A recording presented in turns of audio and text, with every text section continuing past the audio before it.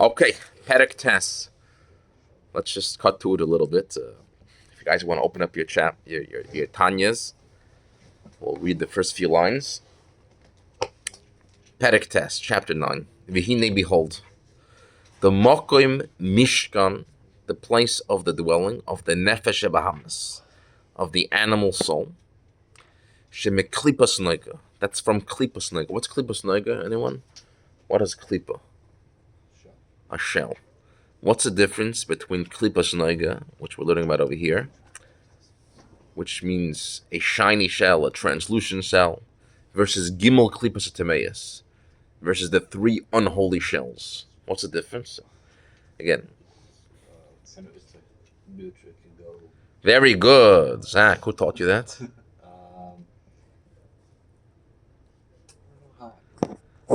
So let's just explain this, right? In the world, you have a few entities. You have something which is called Kedusha. What's Kedusha mean? Holiness. How do you know if something's holy? Anyone know? How do you know if something's holy? Because you don't want to do it. Huh? Meaning you really want to do it.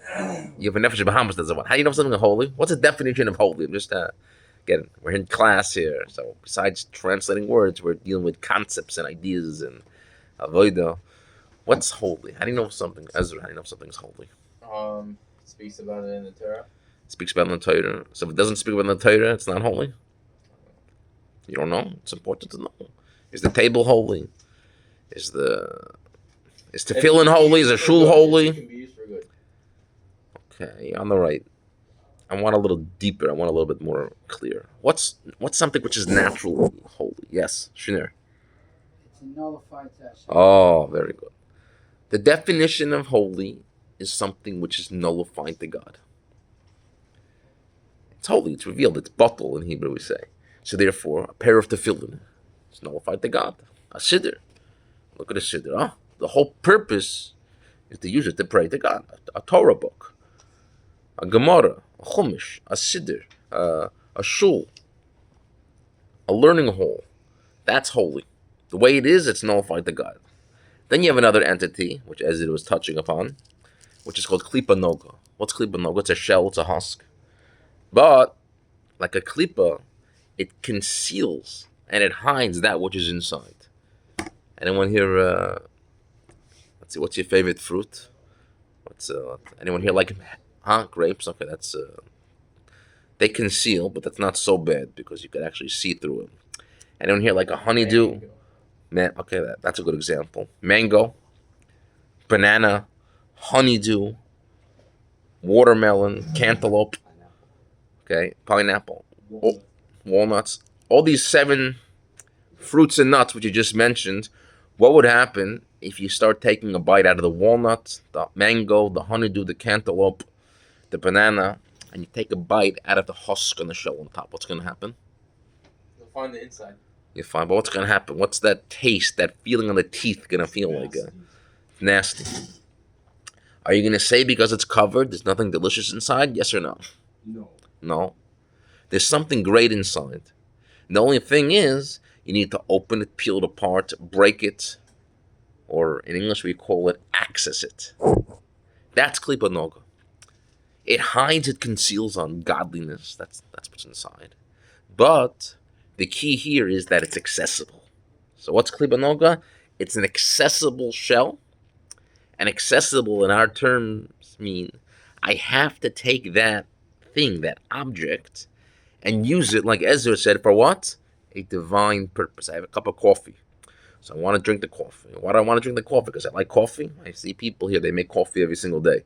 I order coffee. Baruch Hashem. Last night I ordered coffee. I ordered 2 more. Pete's coffee. I ordered Pete's. Baruch Hashem. It's coming.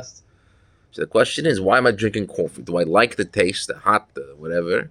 And I'm doing it because it feels good. Or do I want to have coffee? Because I know if I have coffee, I can make a blessing.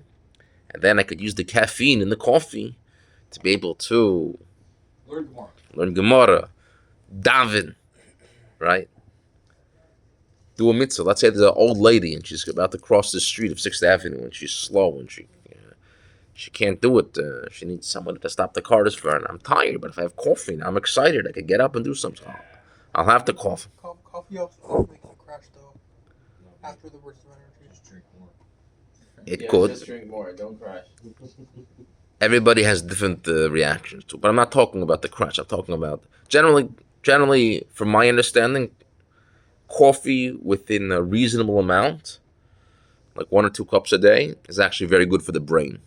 It's a healthy drug. It's a drug for sure, but as long as you don't overdo it, it's good. It's good for you. So now I've used it. Like Svi said, oh yeah, the lady needs to go across the street, or somebody wants to learn Gemara. I've taken that caffeine, that coffee, and in the beginning it was just coffee. It was like hidden. What's holy about it? It wasn't like the level of tefillin. It wasn't a siddur. It wasn't a shul. It wasn't like Shneur said, bottle to Hashem. It was just a cup of coffee. And what did I do? I drank it. I made a blessing, and I had the kavanah, the intent, that I want to elevate the energy, the godliness, which is in that thing, and use it to serve God. That's called Klipa Noga. So we're saying that the place of the Nefesh Bahamas, which is from Klipa's Noga, in other words, it's a Klipa, it's concealed, it's an animal, but it's from a place, from an entity which can be elevated. B'chol ish Yisrael, every single Jew, who belev, it's in the heart, b'chol osmali, in the left ventricle, shumalinda, which is filled with dam is blood. So that is the place where the Nefesh Bahamas resides. Unfortunately, we've run out of time. I don't want you guys to be late for davening, but God willing, in the future shiurim, we're going to be speaking about what the Nefesh Bahamas does, its craves, its desires, how it's smart, how it's cunning, and we're going to get to the Nefesh Elokish, the godly soul also, and we're going to speak about the war, basically, a fight between these two. Who's going to take over the country? What's the country and yourself called? It's called your body. Who's gonna win? Who's gonna conquer the land? Who's gonna be the boss? Which soul, which conscience are you gonna listen to? The godly one or the animal one? To be continued. Have a wonderful davening. Yeshiva Torah Ohr of North Miami Beach.